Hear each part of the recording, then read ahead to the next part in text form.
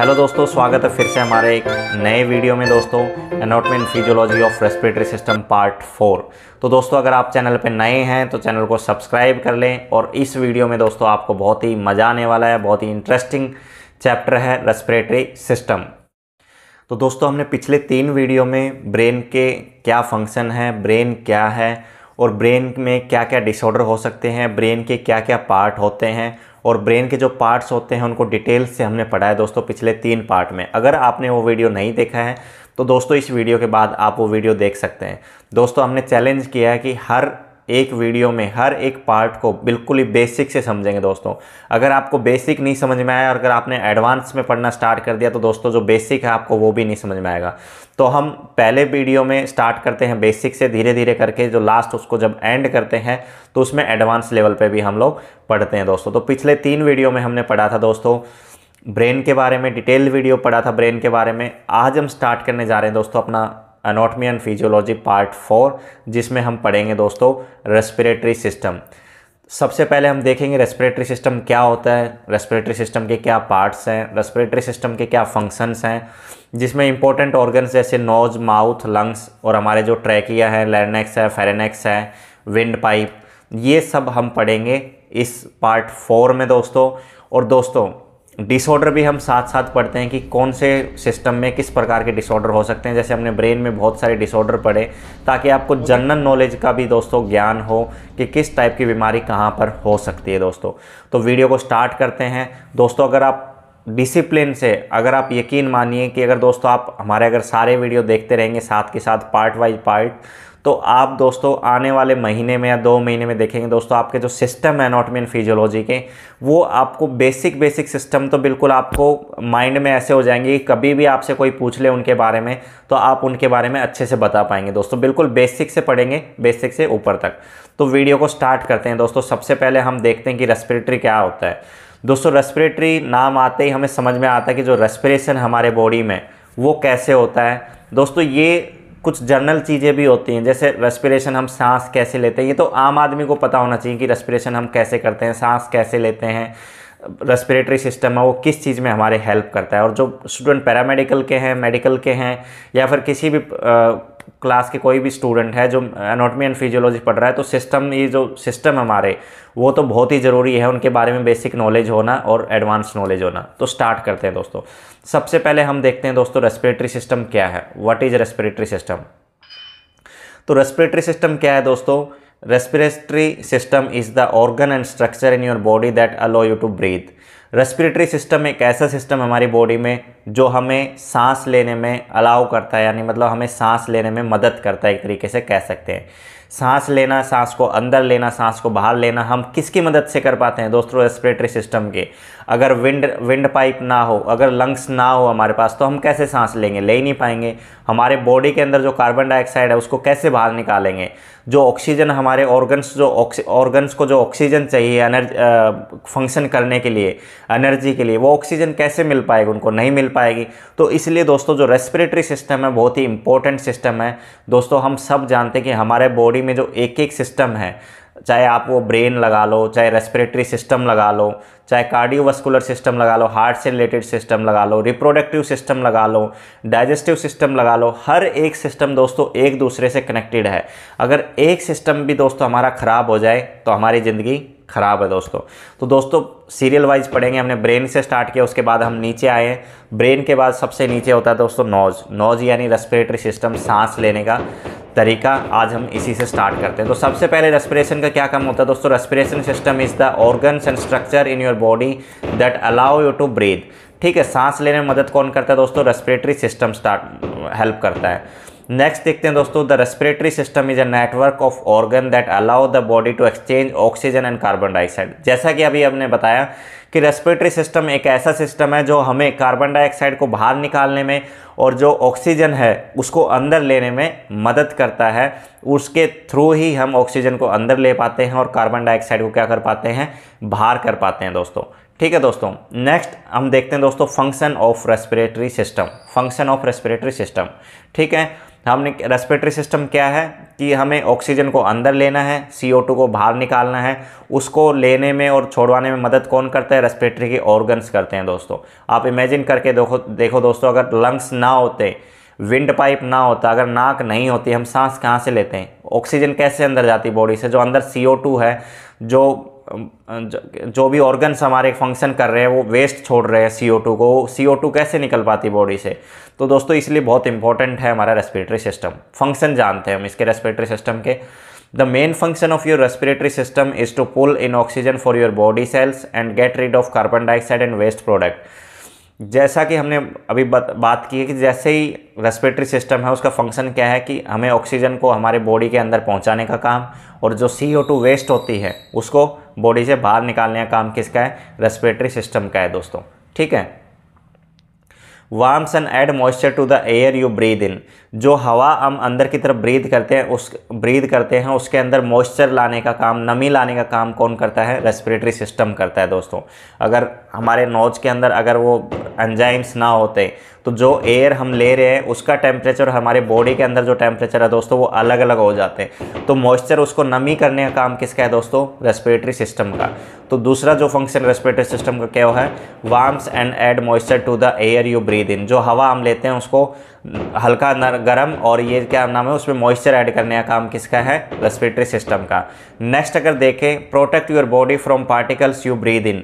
जो हवा होती है दोस्तों, जो हम सांस लेते हैं, उस हवा में दोस्तों बहुत सारे पार्टिकल्स होते हैं, बहुत सारे मिक्सर्स होते हैं जो कि अंदर अगर हमारे बॉडी में चले जाए तो वो नुकसान दे सकते हैं।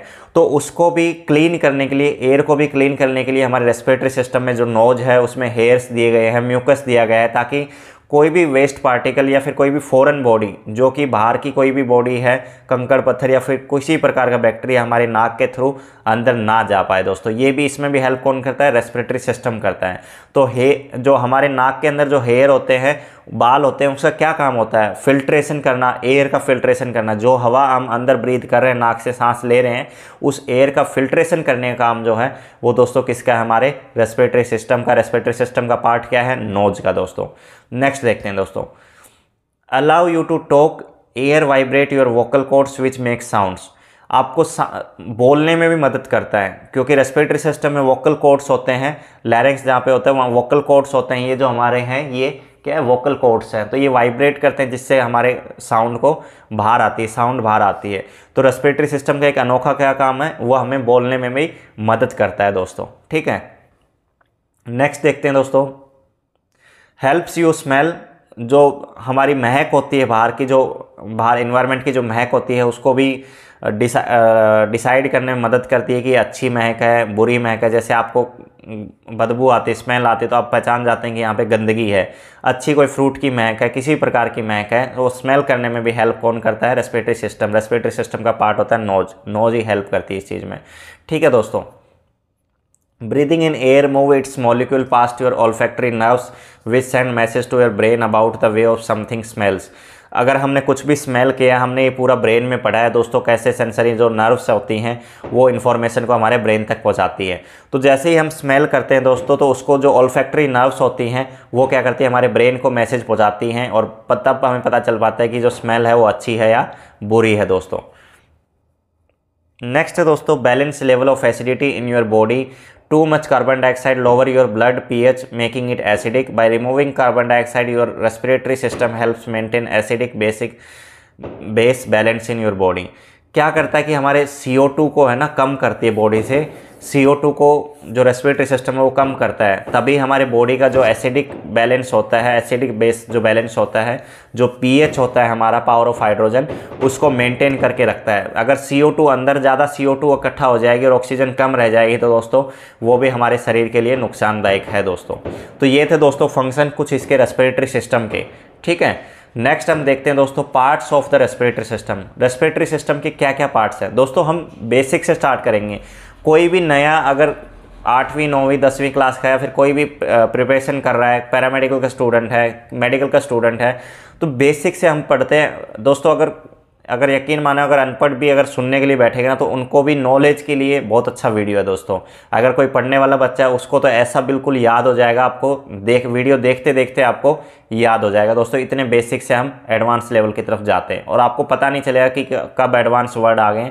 आप ऐसे ही लगेगा कि जैसे बेसिक ही पढ़ रहे हैं, क्योंकि आपको सारा अगर बेसिक आपको अच्छे से आ जाएगा तो एडवांस पढ़ते समय आपको कोई दिक्कत नहीं होने वाली दोस्तों। तो देखते हैं पार्ट्स ऑफ रेस्पिरेटरी सिस्टम। सबसे पहला जो पार्ट्स है दोस्तों नोज, जिसे हम नेजल कैविटी भी कह सकते हैं, ठीक है दोस्तों। नेक्स्ट जो हमारा है माउथ या फिर ओरल कैविटी जिसको बोला जा सकता है, ठीक है दोस्तों। नेक्स्ट है दोस्तों फेरिंक्स जिसको थ्रोट भी बोलते हैं। नेक्स्ट है लैरिंक्स जिसको वॉइस बॉक्स बोला जाता है दोस्तों, ठीक है। नेक्स्ट है दोस्तों ट्रैकिया जिसको विंड पाइप कहा जाता है। उसके बाद आता है दोस्तों ब्रोंकाई जिसे लार्ज एयरवेज कहा जाता है। ब्रोंकाई के बाद आता है दोस्तों ब्रोंक्यूल्स, और ब्रोंक्यूल्स के बाद में जो हमारी एयर है वो दोस्तों डिवाइड हो जाती है एल्वियोलाई एयर सैक में, जहाँ पे exchange of gases take place. वो हम पूरा पढ़ेंगे दोस्तों, आप बने रहिए वीडियो में, मज़ा आने वाला है, देखना वीडियो में बहुत मज़ा आएगा, बहुत इंटरेस्टिंग वीडियो होने वाला है दोस्तों। नेक्स्ट अगर हम देखें तो दोस्तों बहुत ही important organ, principal organ respiratory system का, जिसको कहा जाता है दोस्तों लंग्स। लंग्स के बारे में पढ़ेंगे, बहुत इंटरेस्टिंग होने वाला है। 3D वीडियो के साथ पढ़ेंगे हम लंग्स को और डिटेल से जानेंगे दोस्तों। तो वीडियो को स्टार्ट करते हैं हम इसके पार्ट्स को पढ़ना दोस्तों। तो पार्ट्स ऑफ रेस्पिरेटरी सिस्टम, सबसे पहला जो पार्ट आता है दोस्तों वो आता है नोज एंड नेजल कैविटी, ठीक है दोस्तों। नोज भी कह सकते हैं, नेजल कैविटी भी कहा जा सकता है दोस्तों इसको।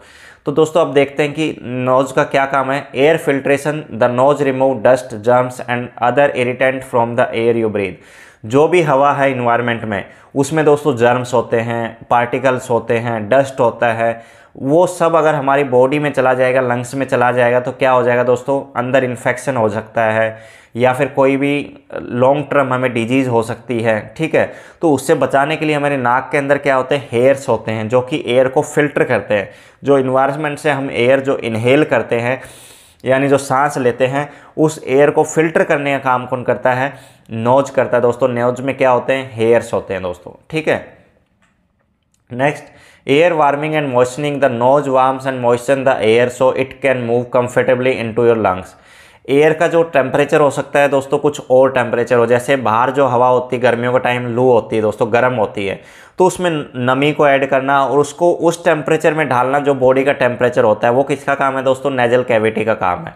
टेम्परेचर को मेंटेन करना, अगर उसमें नमी की ज़रूरत है तो नमी को ऐड करना, अगर उसको ड्राई की ज़रूरत है तो उसको ड्राई करना, ताकि वो टेम्परेचर जो बॉडी का टेम्परेचर है उसमें मिल जाए, दोनों का टेम्परेचर डिफरेंट ना हो दोस्तों।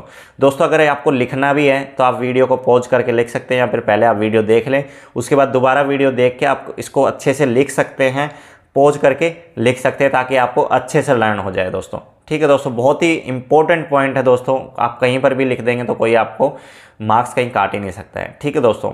नेक्स्ट देखते हैं दोस्तों, sense of smell, the nose contain nerve cells that help you smell. जैसा कि हमने सुना अभी देखा कि जो महक होती है, बाहर की जो स्मेल होती है उसको भी रिकॉग्नाइज करता है नोज, क्या करता है, रिकॉग्नाइज करता है और ऑल्फैक्टरी नर्व के थ्रू ब्रेन के पास भेजता है। तो महक को भी कहाँ से हम करते हैं, नोज से ही हम पहचान सकते हैं दोस्तों, ठीक है दोस्तों। नेक्स्ट देखते हैं दोस्तों mouth and oral cavity. Mouth and oral cavity, the mouth is a part of upper respiratory tract which bring air into the body and move it towards the lungs. The mouth main function is to respiratory system is to inhale air into the lungs. दोस्तों mouth भी एक तरीका क्या करता है कि अगर हमारे कभी कभी सर्दी हो जाती है, कोल्ड कफ हो जाता है, तो उस टाइम पे हमारी नाक बंद हो जाती है दोस्तों। तो उस टाइम पे क्या करते हैं हम लोग, मुंह से सांस लेते हैं दोस्तों। तो मुंह से सांस लेते हैं ताकि हमारे जो ऑक्सीजन है उसकी सप्लाई होती रहे। नाक जब तक खुलेगी तब तक हम मुंह से सांस लेंगे। माउथ से सांस लेने में दोस्तों हम एक फ़ायदा तो ये है कि हम ज़्यादा क्वांटिटी में ना मुंह से सांस ले सकते हैं, ज़्यादा एयर को इनहेल कर सकते हैं एक साथ में। लेकिन दोस्तों उसके कुछ नुकसान भी हैं, वो नुकसान हम पढ़ेंगे इस वीडियो में, ठीक है दोस्तों। The mouth is the larger than the nose so it can bring in more air. Mouth जो हमारा बड़ा होता है नाक से, इसलिए हम मुँह से ज़्यादा सांस ले सकते हैं, ज़्यादा सांस छोड़ सकते हैं। लेकिन दोस्तों ज़्यादा लंबे समय तक ऐसा नहीं कर सकते। वो तो ऐसा कभी कभी होता है जब हम बीमार पड़ जाते हैं, नाक बंद हो जाती हैं, तो हम ऐसा माउथ से सांस ले सकते हैं दोस्तों, ठीक है। अब आता है दोस्तों हाँ दोस्तों, एक बात बताता हूँ मैं, हम कह रहे थे कि माउथ से सांस हमें क्यों नहीं लेना चाहिए ज़्यादातर। दोस्तों एयर में जो पार्टिकल्स, जर्म्स होते हैं, सारी चीज़ें जो होती हैं वो क्या होंगे, अगर माउथ से हम सांस लेंगे तो माउथ में कोई भी हेयर नहीं होते, वो सारे जर्म्स, पार्टिकल्स, सब डस्ट जो है हमारे लंग्स में चला जाएगा दोस्तों, और कोई भी इन्फेक्शन वगैरह होने का चांसेस ज़्यादा होगा दोस्तों, और माउथ भी जल्दी से ड्राई हो जाएगा दोस्तों, ठीक है, अगर हम माउथ से सांस लेते हैं तो। दोस्तों बात करते हैं पहले ऑर्गन्स की, जो फेरनेक्स है, फेरनेक्स के बारे में जानते हैं कि फेरनेक्स होता क्या है। The pharynx is a muscular tube in the neck that is a part of both respiratory and digestive system, it also known as throat. जो ये हमारा थ्रोट है ना दोस्तों, ये वाला, इसको बोला जाता है दोस्तों फेरेनेक्स, ठीक है। इससे दोस्तों हम नाक भी लेते हैं, नाक से सांस भी लेते हैं यहाँ से, और दोस्तों हम खाना भी खाते हैं, वो भी यहीं से जाता है दोस्तों। तो दोस्तों जो फेरेनेक्स है वो दोनों में हेल्प करता है, आपके रेस्पिरेटरी सिस्टम में भी और डाइजेस्टिव सिस्टम में। जब आप खाना खाते हैं तो उस टाइम पे यहाँ पे एक वॉल होता है, जो एयर का जो वॉल होता है वो बंद हो जाता है, ताकि कोई भी जो फूड का पार्टिकल है वो हमारे लंग्स में ना जा पाए। जब भी हम सांस लेते हैं तो हमारा जो ईसोफेगस वाला एरिया है वो क्या हो जाता है, बंद हो जाता है दोस्तों। तो वहाँ पे एक वॉल लगा हुआ है, उसके बारे में हम डिटेल से पढ़ेंगे डाइजेस्टिव सिस्टम में दोस्तों। जो एयर होती है वो थ्रोट से एयर जाती है ट्रैकिया में दोस्तों। जो खाना होता है वो खाना दोस्तों फेरेनेक्स से जाता है किसमें, ईसोफेगस में दोस्तों। ये इंपॉर्टेंट बात है, ठीक है दोस्तों। तो जो फेरेनेक्स है वो एज ए डाइजेस्टिव और एज ए रेस्पिरेटरी सिस्टम दोनों का रोल प्ले करता है। इस वीडियो में जैसा कि आप देखेंगे, ये जो फेरेनेक्स है उसके 3 पार्ट होते हैं, नेजोफेरेंक्स, ओरोफेरेंक्स और लैरिंगोफेरेंक्स, ठीक है। एक आप देख सकते हैं कि इधर से खाना खाते हैं हम, और एक ऊपर से जो हम एयर लेते हैं, बीच में दोस्तों एक वॉल लगा हुआ है। जब हम सांस लेते हैं तो ये जो वॉल है वो बंद हो जाता है खाना खाने वाली जगह पे, और जब हम खाना खाते हैं तो जो एयर वाली जगह, जो ट्रैकिया वाली जो जगह है दोस्तों, वो बंद हो जाती है, और ईसोफेगस का जो लाइन है वो ओपन हो जाता है दोस्तों। जो खाना जाता है हमारा वो जाता है दोस्तों ईसोफेगस में, और जो हम सांस लेते हैं वो जाता है दोस्तों ट्रैकिया में, ठीक है दोस्तों। बेसिक है दोस्तों, आपको वीडियो देखते देखते याद हो जाएगा दोस्तों। नेक्स्ट हम देखते हैं दोस्तों फेरेनेक्स के बारे में। The pharynx act as a passage way for air to enter the larynx and lungs and food liquid to enter the oesophagus. इसको ज़्यादा इतना कॉम्प्लिकेटेड बनाने की जरूरत नहीं है दोस्तों। इसका सिंपल सा मतलब ये है कि जो हम एयर लेते हैं, जो सांस लेते हैं वो जाता है हमारा ट्रैकिया में, और जो हम खाना खाते हैं वो जाता है हमारा ईसोफेगस में। फेरेंक्स आपकी इसी में हेल्प करता है, जो नाक से सांस आया उसको भेज देगा ट्रैकिया में, और जो खाना खाया हमने उसको भेज देगा ईसोफेगस में। इसी में हेल्प करता है हमारी फेरेंक्स, ठीक है। It also play role in speech, बोलने में भी मदद करता है, ठीक है दोस्तों। नेक्स्ट है the pharynx is about 5 inch long depending on the body size. दोस्तों जो फेरेंक्स का एक अप्रोक्स साइज होता है वो 5 सेंटीमीटर लंबा होता है। ये जो थ्रोट का एरिया होता है हमारे अराउंड 5 सेंटीमीटर का एरिया होता है। बाकी डिपेंड करता है दोस्तों कितने उम्र का, मतलब अडल्ट है या फिर फीमेल है या फिर मेल है, बच्चा है या फिर अडल्ट है। अगर बच्चा है तो उसका छोटा होगा, अगर बड़ा है तो उसका बड़ा होगा। अगर किसी की हाइट ज़्यादा है तो उसमें हो सकता है दोस्तों इसका साइज़ ज़्यादा हो, लेकिन अप्रोक्सीमेटली जो इसका साइज़ रहता है वो दोस्तों 5 सेंटीमीटर लॉन्ग रहता है, ठीक है दोस्तों।